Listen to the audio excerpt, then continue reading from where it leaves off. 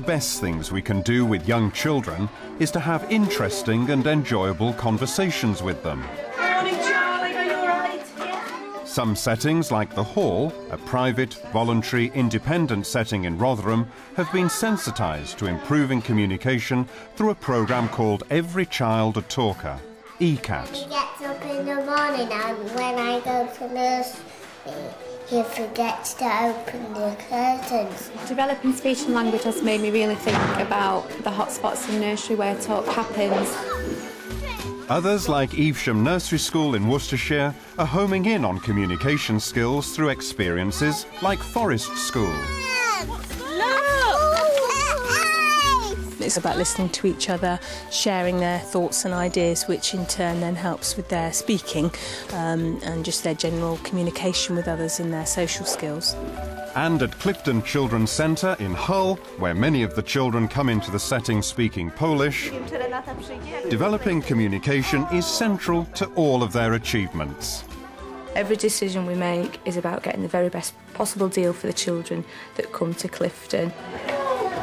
So becoming part of the ECAT project tied in with that philosophy, because communication is very much at the heart of working with very young children. Oh, that is beautiful, Teresa.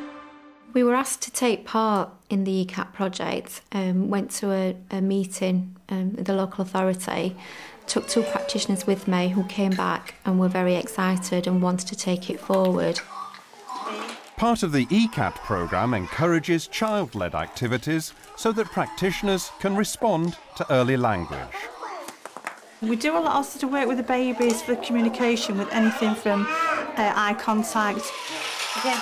As long as they are giving you something back. Thank you. Good boy. It's a small one, thank you. We just reinforce with the babies, if they pass us something, then we don't ever sort of stop what they're saying, but we just sort of reinforce back, you know, like if he says tar, then we say thank you or please or things like that, just to encourage their language a little bit more. That's shiny. We've looked at ways of how the babies can communicate, and we've found that sitting them opposite one another, they actually communicate through that with the eye contact, and then they start babbling, and then you find that the other one babbles back, so there is the communication there.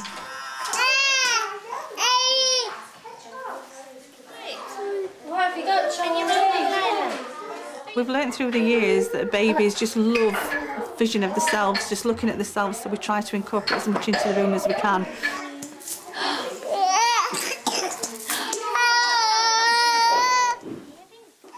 In every area we try to put a mirror in just so it can sort of reflect their facial expressions.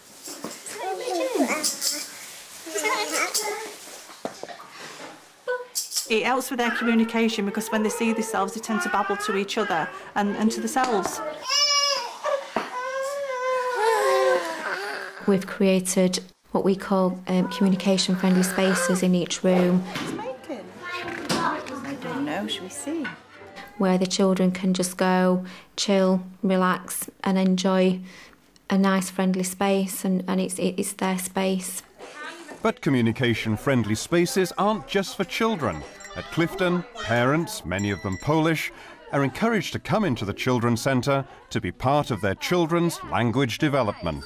And when she's playing, does she use some English words? We do have a very sort of a varied intake here at Clifton, and the children do come from many different backgrounds, different heritage languages are spoken. Here, I think we just always concentrate on the individual child. Talking about how she is feeling, because the first 2 months she was feeling very well. We think about the family and that child, and that's what is the starting point for everything that we do. So we observe the child and then we look at what support and what is needed to move that child on to the next step. I wanted to start a session at the centre and I wanted to do something with a little difference. So what I did was I got in touch with Anna, who was Polish, and I'm English, and we wanted to do something to bring the language and the communities together. Point to the ceiling. We've got a very well-established group. We've got Malaysian families also joining us. It has brought on my language in Polish. I can now communicate. I'm invited round to houses and I feel I've got a very good liaison and relationship with the Polish community. Wow, now would Anna like to sing a song for us in Polish? I work in this nursery about 2 years. I am teaching assistant. And my main role in the nursery is to support Polish children and their parents.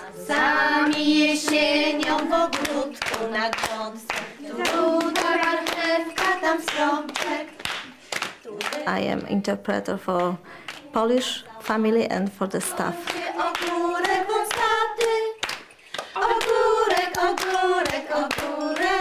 I think it makes a very big difference to me having some sort of being able to talk some sort of Polish, because I can also take it through into the centre and introduce it to the other workers who maybe don't have the opportunity to be in close contact with the Polish people like I do.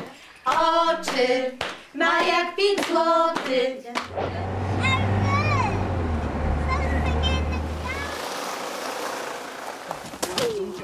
There are so many things that we want the children to learn during their year with us, but at the heart of it all is their language development. Be very careful. I will be, thank you, Josh. Because children seem to come in with more and more limited language. Did you see how when I blew, the more flames came? Josh, would you like... The environment is very, very important. Particularly the environment at Forest School, I think, provides the most wonderful, rich language possibilities. Once we had the story, I thought it might be quite fun to have a little listen and see what kind of things we can hear in our forest, OK? Apart from listening to the sounds in the natural world, they are gaining knowledge and understanding of the world.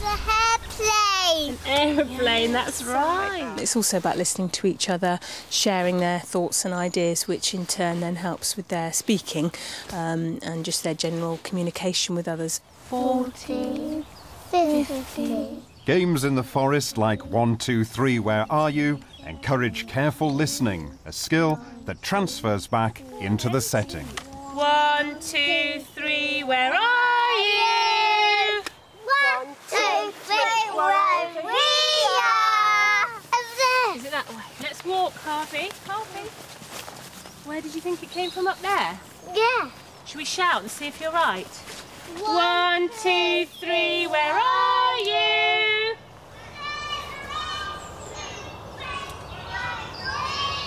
Were they up there?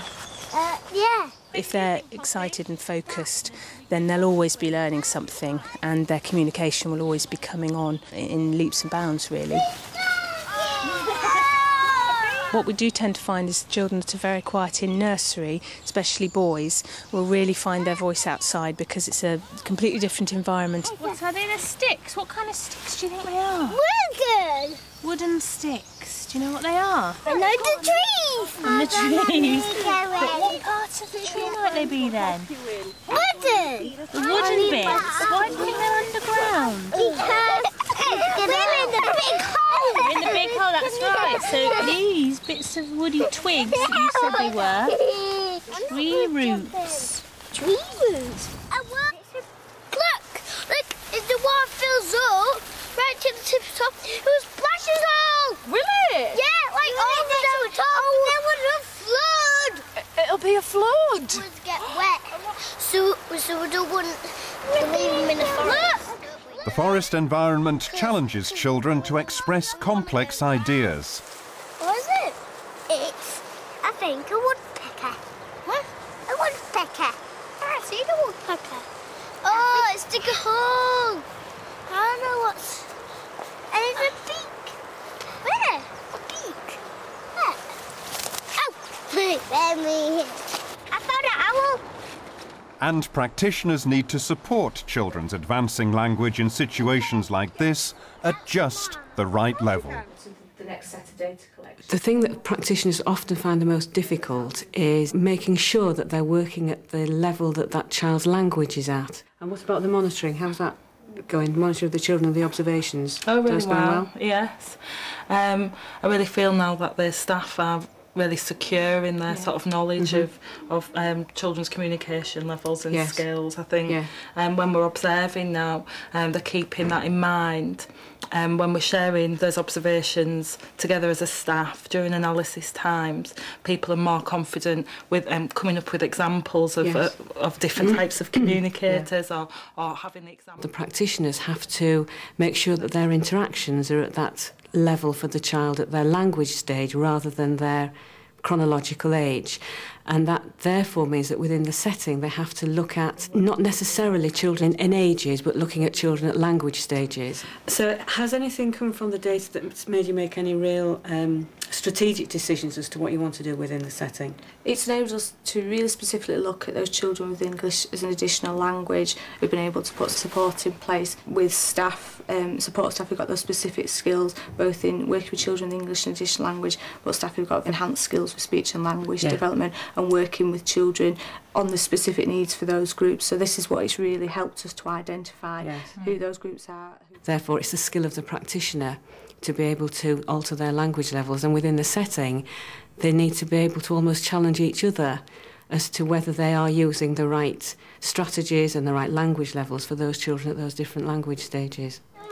Teddy's nose. Po Aleksie, tak? Teddy's nose. Na nos. Nose.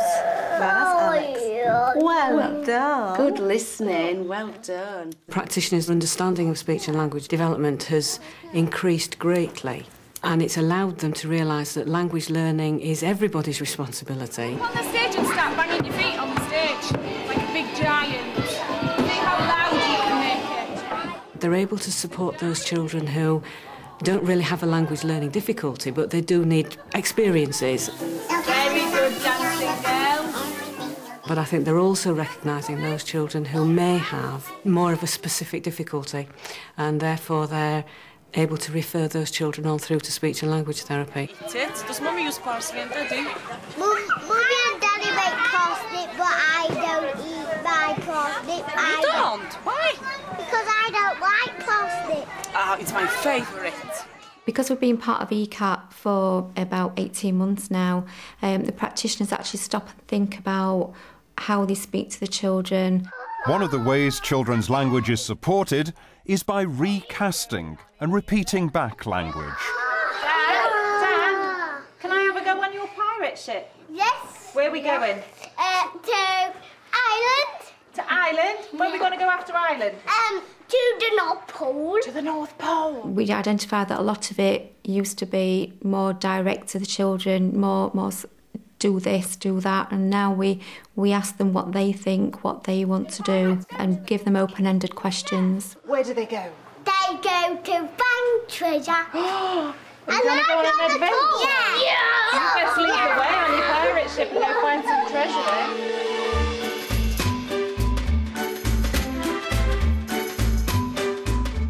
Look at individual children, think about your staff, make sure that they're equipped with the right skills so that they're aware of early communication, that they're aware of what good quality interactions are. I think they're the key things. If you start with the individual and the rest sort of comes out.